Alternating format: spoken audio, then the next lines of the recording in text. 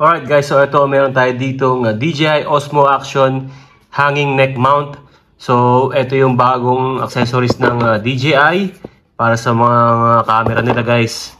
So ito susubukan natin ngayon dahil natanggal yung ating chin mount sa ating Alpha 11. So ito baka maging solusyon natin. So legit yan from DJI Philippines, and thank you. Around 1,200 pesos. So ito yung ating Alpha 11. Hindi natin siya magamit dahil wala siyang chin mount. Dahil natanggal na naman yung chin mount natin. Although, hindi kasalanan ng Hank yun or Hansi. Dahil iba talaga kasi yung shape ng Alpha 11 eh. Hindi ka mukha ng ibang helmet na flat lang. Ito may mga pa-curve. So hindi gano'ng kumakapit yung adhesive kahit na sinunod mo yung curing time niya. So ito guys, yung mismong neck mount. Ayan, Osmo. So yung kanyang material guys, napakalambot. Ayan o. Pwede mo siyang tupiin. Parang silicone rubber to guys, yung kanyang material. And then sa likod, ito meron siyang push button para i-release mo yung isang part niya. So kiniklik lang itong ganito dito. I-insert mo lang. Ayun. So ito guys, ito yung kanyang setup pag nakalagay na siya. Ayan. So, hindi siya gano'ng mabigat. Magaan lang guys. Then pwede mo siyang, kung medyo maliit ang leeg mo, pwede mong sikipan dito. O yan o. Pwede mo din luwagan. So ayan, mamaya tetest natin to guys kung maganda yung kanyang POV. So ito super safe to guys kahit nasa expressway kayo. Kahit naka big bike ka. Hindi to malalaglag.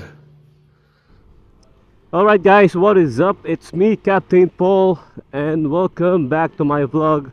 So ito guys, ngayon subukan natin itong ating neck mount na binili sa DJI. So lagi nating problema yung chin mount guys dito sa ating Alpha 11.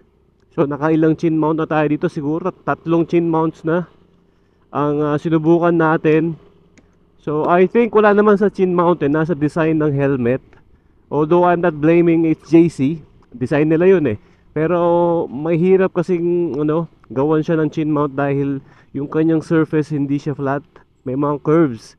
Unlike sa Evo, sa KYT, sa AGV na mas flat yung surface ng kanilang chin.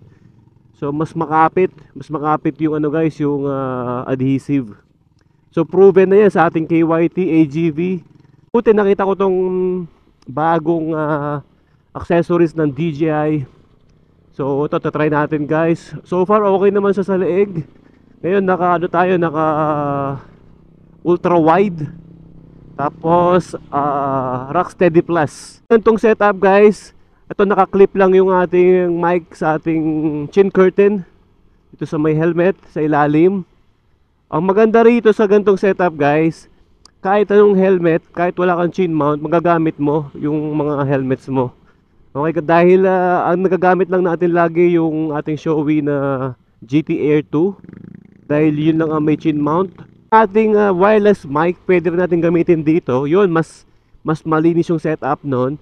Pero kailangan natin bumili ng velcro para ma-velcro na, para madikit natin yung transmitter dito sa may loob ng ating helmet. Maybe next week, ride tayo. Dapat last week kaso hindi mabot yung registration. So we will try next week. Pagka maganda yung panahon, ride tayo. Dahil gusto ko naman mai-ride to kahit paano. Dahil yun nga, 1 year na, nakaka 3,000 plus pa lang tayo na tinakbo. And gawa rin tayo ng ownership review dito sa ating Aerox. After 1 year, yung mga nagustuhan ko, yung mga hindi ko nagustuhan, and yung mga kukuha ng Aerox, yung what to expect, diba? Kung ano yung expect nyo sa motor na to. So yan, yun ang pag-uusapan natin sa ating ride next week. Ang maganda rin sa gantong setup guys, hindi siya ganong malikot. Dahil usually pag nasa helmet yung camera, pag magalaw yung ulo mo, medyo nakakahilo rin yung footage. Sa gantong setup, nakafix lang dito sa ating neck mount. So yung ating view nakafix lang sa harapan. Kahit na lumingon-lingon ka side to side. Fix lang yung ating angle ng camera. So magpapalit tayo ng gulong nito guys, Maxxis or maybe Continental, tignan natin kung saan tayo makakamura. Tapos pa konti-konti setup ng brake system dito sa ating harapan. And sa likod palit tayo ng brake shoe. And then sa harapan siguro kahit single piston caliper lang na RCB. And then tapos disc brake, palit tayo ng disc brake guys. Ayan, punta tayo dito sa Alpha Mart. Withdraw tayo ng cash. And then bili tayo ng drinks natin.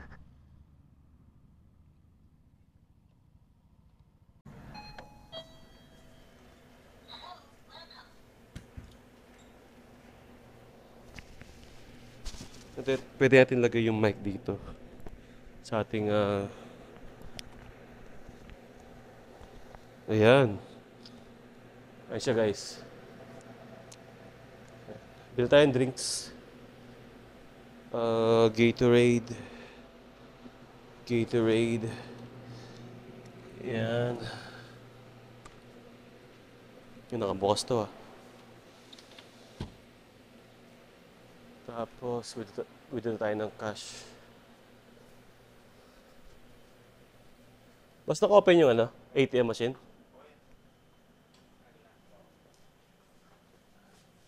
And dito may ATM machine.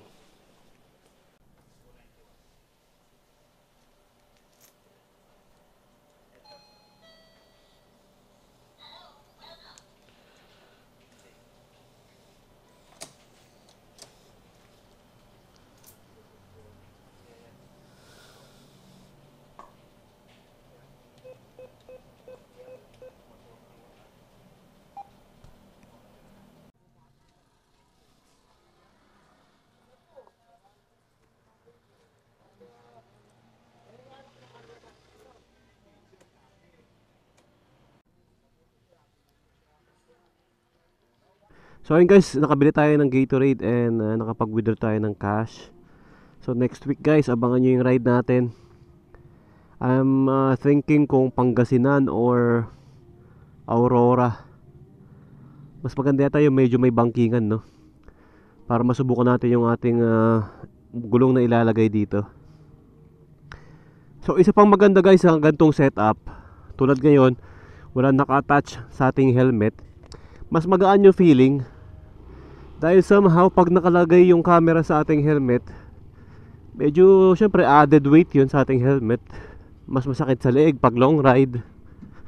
Pero sa gantong setup guys, ito magaan yung helmet natin. So wala tayong problema kahit sa long ride.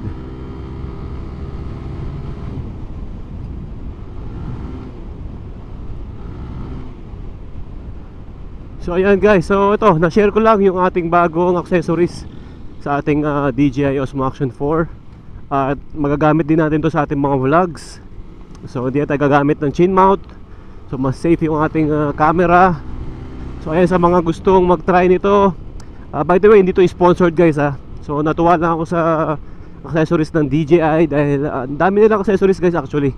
Pati mga camera mounts, handlebar, marami. So ayun, try nyo guys kung magpo-motovlog kayo at problema nyo rin yung chin mounts, you can try this neck mount. Nag-try na rin ako nung strap, yung chin strap. Ang problema naman nun guys, yung lens mo hindi mo makasara ng maayos, may space. So may pumapasok na hangin, yung alikabok minsan, and yung wind noise, hindi mo siya ma-eliminate. So tinanggal ko rin yun, yung chin strap. So ngayon guys, ito, try natin tong neck mount ng DJI. I hope maging okay naman. Mas malinis tignan yung helmet natin ngayon kumpara dati pagka meron siyang naka-attach na camera. So tapusin natin yung vlog dito guys. Again, see you on my next vlog. Thank you for watching. Keep safe and God bless.